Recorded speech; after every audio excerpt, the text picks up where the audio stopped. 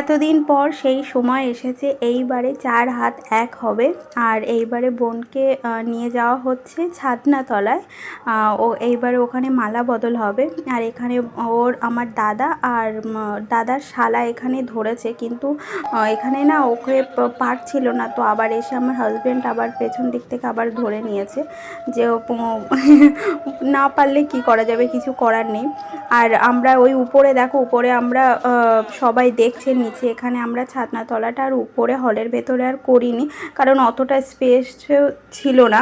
কারণ বর এক জায়গায় বসবে, বউ এক জায়গায় বসবে, তারপরে আবার বিয়ের মণ্ডপ করা হয়েছে, খাবারের সব স্টল রাখা হয়েছে, সবাই এসে বসবে, সেসব ওই কারণে এত কিছু একটা ওখানে সব কিছু হতো না। আর এটাই এখানেই বেশিরভাগ যারা এখানের এই হলটা বুক করে তারা এই বাইরে মানে মালা বদলের জন্য পুরো সিস্টেমটা করা, ওই কারণে আর কোনো অসুবিধা হয়নি।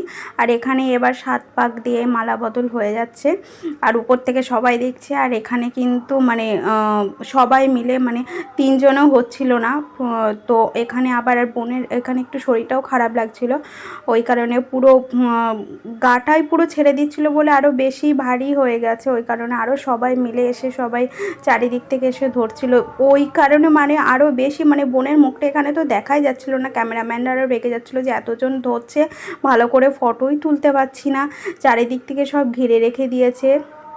বরটার তোলা যাচ্ছে কিন্তু বউটার তোলা যাচ্ছে